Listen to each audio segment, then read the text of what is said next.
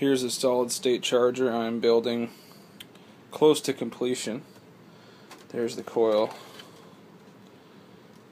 And here is the circuit. That's on a big heat sink. And that is the exact same circuit that was in my last videos on the breadboard. So that's cool. I got the battery outputs down there. There's actually some fans that I'm going to run to, and then the pot goes on here. So I'll be back when this is all rocking and rolling, and I'll test it out on the bench. There's the trigger input, heat shrinked on there, and that goes out into my cap diode mod board there. I've got a, so it comes in on this side. This goes out to the pot, this here, so it's in parallel with that cap, and then goes through this resistor. Right now I'm just working on hooking up the power from the, this is a 4.2 amp DC, 12 volt DC supply running through the normal UPS. That's why a UPS is a good thing to use,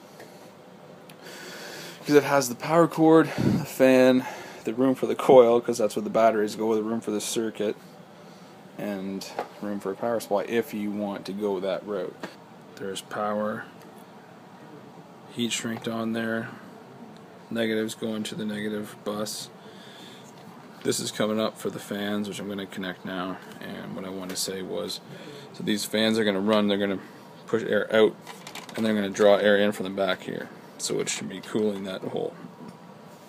Here's the power cables for both those fans. I just stripped them back. I'm just going to parallel them and then see how much they draw from the power supply, just so I know what's up.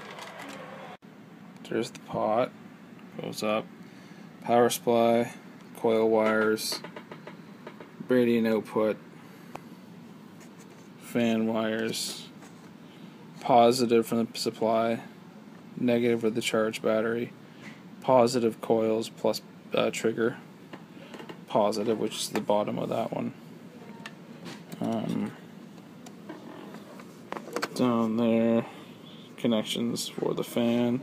So I was reading Patrick's posts on the forum about the point of no return with a solid state SSG, and how your potentiometer needs to be somewhere around 50K or so to be able to get the right resolution of oscillation frequency to drive the pulsing of the coil. I think that's the case, you know, because my cap diode mod board there I think is good, but I'm using a 10 kilowatt, sorry, 10, oh, what was I saying? Okay, I'm using a 10 kilo ohm 2 watt potentiometer.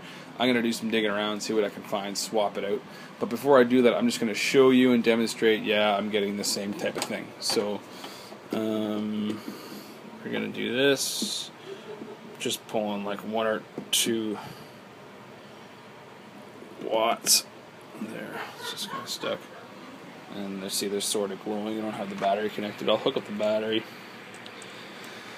Then we'll dial up the pot, and we'll watch that.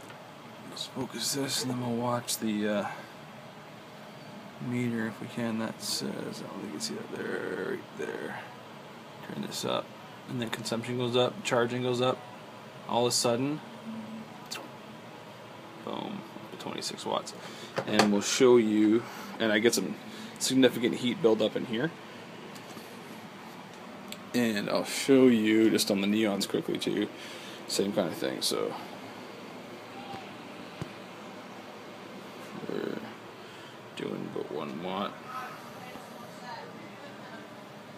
and we're gonna come down here, turn this up,